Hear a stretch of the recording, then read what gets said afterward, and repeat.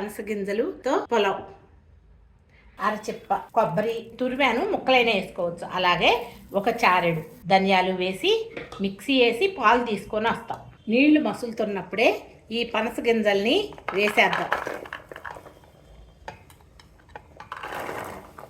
ప్రతి పనస గింజకి సన్నటి ఘాటు పెట్టాము, లేకపోతే ఈ పైన ఉన్న పీల్ రాదమ్మా. అందుకని 1-2 పొంగులు రానిచ్చేసి వడకట్టేసుకుందాం. గింజల్ని ఇలా ఆరబెట్టాలి. ఒక్కసారి తుడిచేసి అట్లనే ఎక్కువ ఉడకకూడదమ్మా. ఇప్పుడు ఇలా పెచ్చు చూడండి, ఈజీగా వచ్చేస్తుంది. మొత్తం గింజలన్నిటికీ ఇలా పెచ్చు తీసి పొట్టు ఇలా వచ్చింది. ఆ వేడి చేయకపోతే రాదు.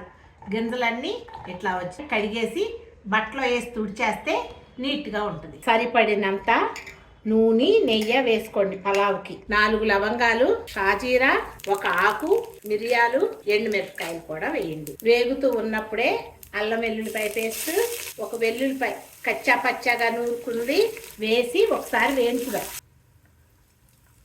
పుదీనా, మిర్చి, కరివేపాకు, పొట్టు తీసి పెట్టుకున్న పనస గింజల్ని వేసేద్దాం. హై మీద పెట్టండి, వేయించండి. సగం వేగిన తర్వాత ఉల్లిపాయలు వేయండి. తగినంత ఉప్పు కూడా వేసుకుందాం. చూడండి, ఉల్లిపాయలు అట్లాగే గింజలు అన్నీ వేగుతున్నాయి కదా. ఇదే టైంలో నానబెట్టుకున్న బియ్యాన్ని కూడా వేసేయండి. ఒకసారి తిప్పండి, బియ్యాన్ని కొంచెం వేయించండి.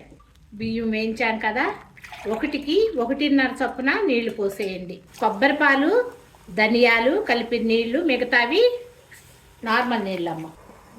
3 నీళ్లు పోసేద్దాం. 2 లోటాలు బియ్యానికి 3 లోటాలు కొబ్బరి పాలు, ధనియాలు సగం పోసారమ్మా. అలాగే ఈ నీళ్లు సగం పోసారు. ఒకసారి ఇలా తిప్పేసి టేస్ట్ చూద్దాము, ఉప్పు సరిపోయిందో లేదో. సరిపడినంత ఉప్పు వేసుకోండి, మీ టేస్ట్లకు సరిపడినంత. ఒకసారి తిప్పేసి మూత పెట్టి ఈ హోల్ క్లోజ్ చేద్దాము. స్టీమ్ వెళ్ళకుండా కవర్ చేసేద్దాం. 10 మినిట్స్ తర్వాత వచ్చి చూద్దామమ్మా. ఒకసారి చూద్దాము.